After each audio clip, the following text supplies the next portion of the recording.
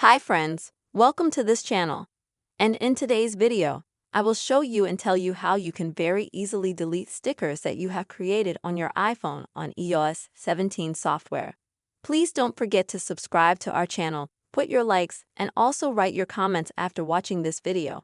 So let's get down to our topic. And first of all, open a message on your iPhone. Next, you'll need to go to any correspondence that you have. So you'll need to click on the plus sign next to the text line. Next, click on Stickers.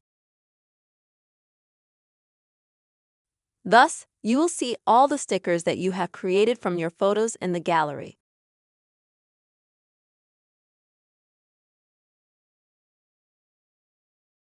If you are bored and want to delete, then you will need to click on the sticker and select Delete. As you can see, instantly the sticker was deleted. And this action you will need to do with all stickers that you are no longer satisfied with, which you want to remove from you. Friends, this is a very simple way to delete stickers on your iPhone. I really hope this video was useful for you. Please write your comments, put your likes, and be sure to subscribe to our channel. See you soon.